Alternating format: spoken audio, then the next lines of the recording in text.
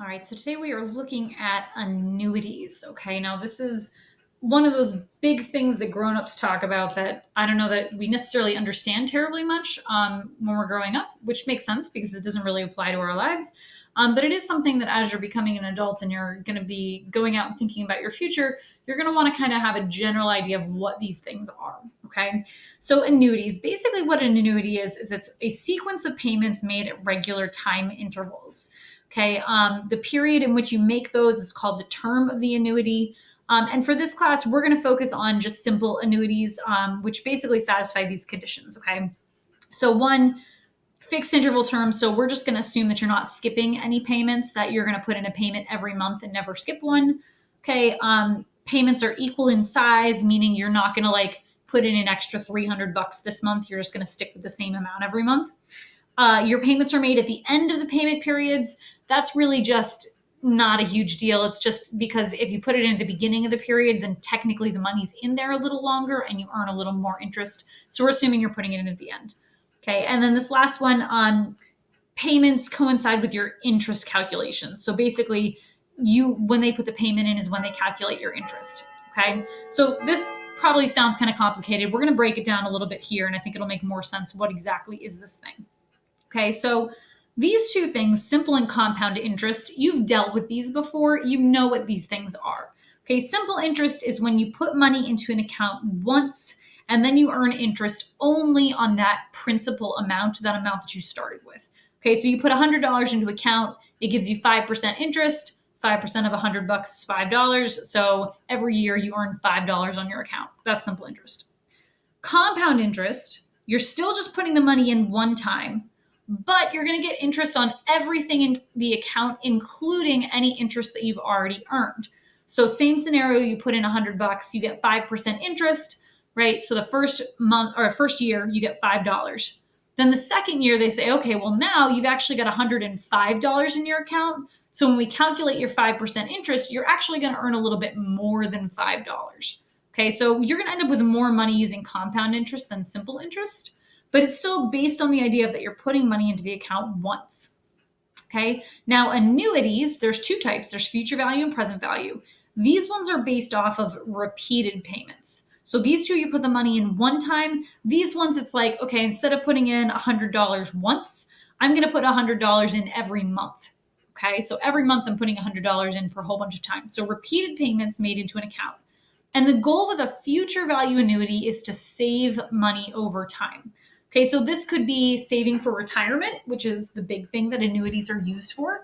It could be for something like if you have like a college fund. A lot of times kids will do college funds. No, parents will do college funds for their kids, and they save up money. So you would maybe use a future value annuity to save for that.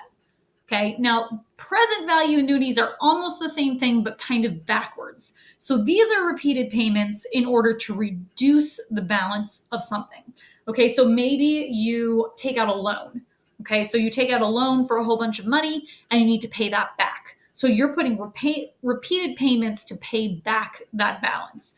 Or it could be a situation where, like if you win the lottery. So if you win the lottery, you get a whole bunch of money into this account, and then you're going to take money out over time to reduce that balance. That's what a present value is. So this one, the goal is to make the money in the account bigger. This one, you're making the money in the account smaller. Okay, so that's kind of the difference between them. All right, so down here, we've got these lovely math equations that look. Watson has discovered that if he waits long enough, the mailman, he watches the mailman go up the street and barks at him. Then he watches the mailman come down the street and barks at him. Then if he goes to the back of the house, he can look out the window and see the mailman on the next street and bark at him there.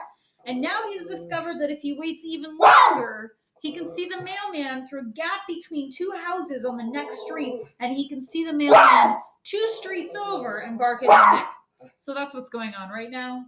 He's barking at the mailman 2 streets over. All right. So anyway, back to my equation here. So this is for a future value annuity, which again, this is the idea of saving money over time. Okay. And basically what this is, S is your future value. So that's like if you save money for 30 years, this is the amount that's in the account after 30 years. Okay. R is going to be your payment amount. So that's the $100 you're putting in every month. Little r is your interest rate in decimal form, no big deal. N is the number of compounding periods. If you remember from compound interest, that's basically just the idea of, okay, how often are they calculating your interest? Are they calculating your interest once a year? Are they doing it twice a year? Are they doing it every month? How often is that happening? Most of the time with annuities, it's going to be a monthly compounding period. You put in payments every month and they compound your interest every time you put in a payment. Okay. And then T is going to be your number of years. Okay. So how long?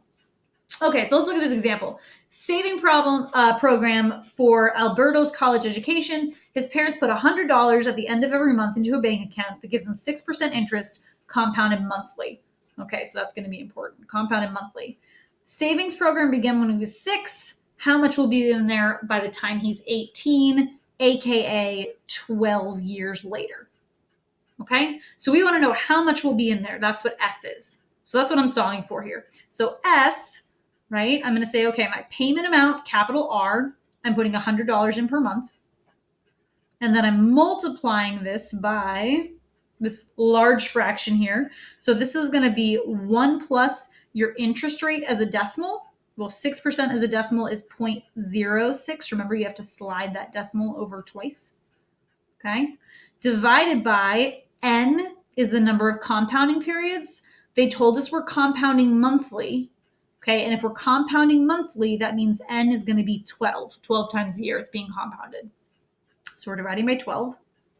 Raised to the N times T, so that's the 12 times compounded times the time, 12 years. And then minus 1.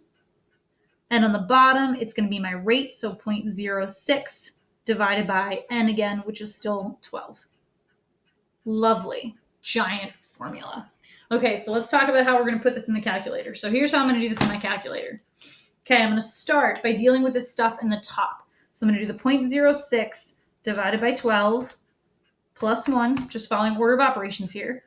I'm going to raise that. And now here, be careful. You can't just do, like if I just type in 12 times 12, that's going to give you the wrong answer, okay? Because it's going to raise it to the 12th power and then take that answer and multiply it by 12. So I have to put in a set of parentheses around that. Okay, and then the minus 1. And then I'm going to divide it by parentheses 0.06 divided by 12. So see how I used the previous answer? You want to avoid rounding that number off. That's going to cause some problems for you.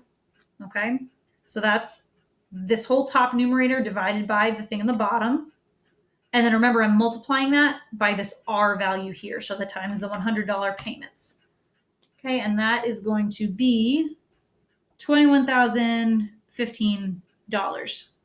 And sure, we'll go with 2 cents.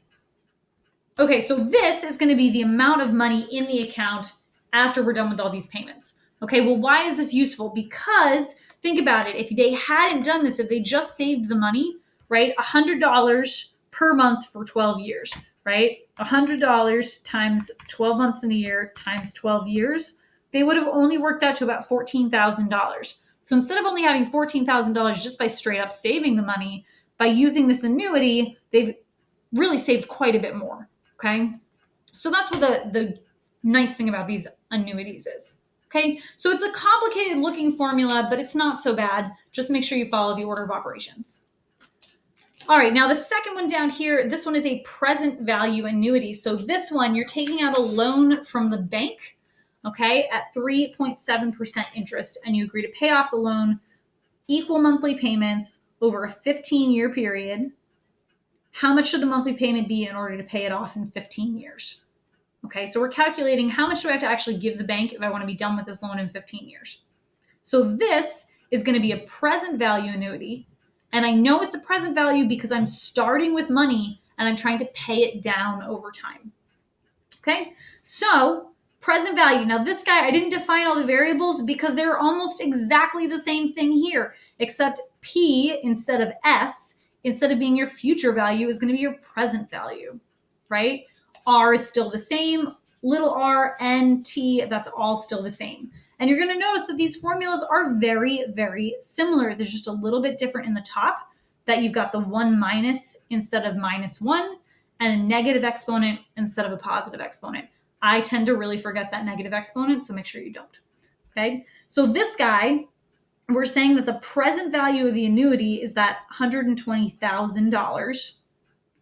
Okay. We want to know what the monthly payments are supposed to be. So that's what I'm looking for. I'm looking for R. Okay. And then in my lovely fraction here, I'm going to have, 1 minus, and then it's 1 plus the interest rate, 3.7. Remember, you slide that over twice. So it's going to be 0.037 divided by, we're doing monthly payments. So even though it doesn't say how often they're compounding, because they're monthly payments, we're going to assume that it's 12. Okay. And that was just part of one of the things that we said that we were going to define just to make these a little bit simpler. And then raised to the negative n, which is the 12 again, times time, which is 15 years. And then on the bottom, divided by my interest rate, 0.037, divided by the 12 again. Okay.